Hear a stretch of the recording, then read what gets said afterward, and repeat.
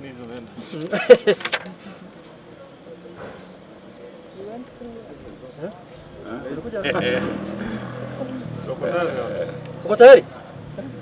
the media, apologies that we are starting a bit late, but thank you for your patience.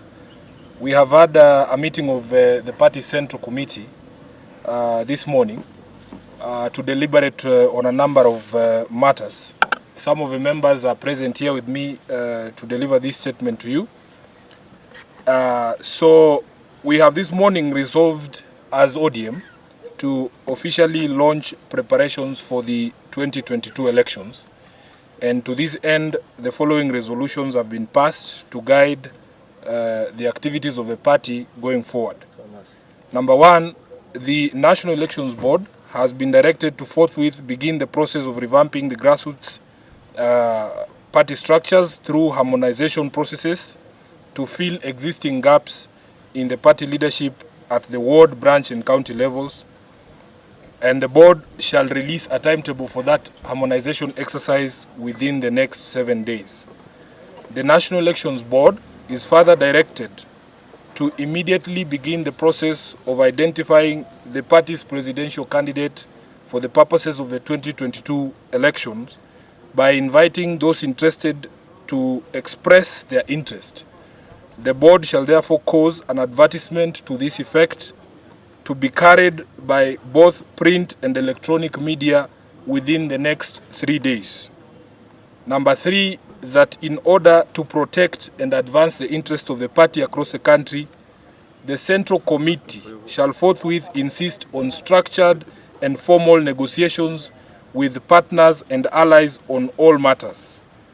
The happenings in Nyamira County Assembly just yesterday, where the Assembly rejected the name of a nominee for Deputy Governor, is evidence of what happens in the absence of this sort of structured engagement that we want going forward.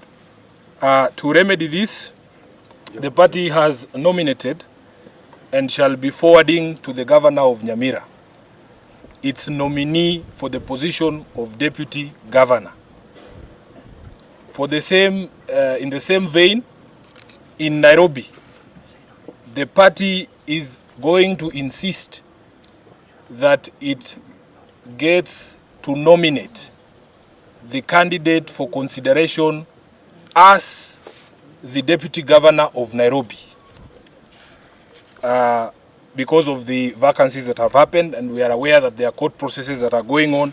But that once those are concluded, we will be insisting as the party that we get that slot. So that is what is the crux of the engagement today. And because we have top leadership of the party here, I want to allow some of them to say something. I will start with the... wachana na hiyo. Umemaliza. Oh, umemaliza. Okay. Yeah. You don't want to say hi? No. I think then that is the end. No, as you are aware, the process has been frozen by the courts.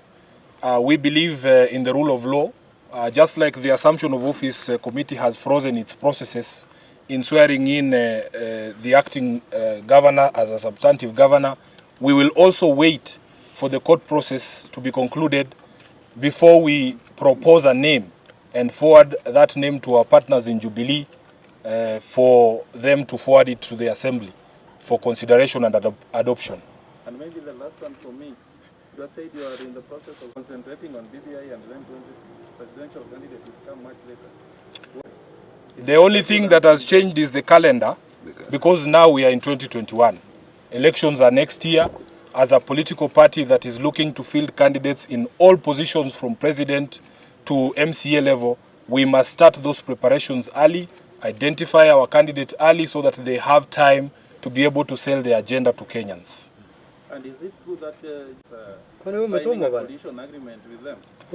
I am not aware, and I only speak for ODM, so if there are any demands that have been made by Jubilee, I believe my counterpart, Raphael Tuju, is more than capable of answering that question.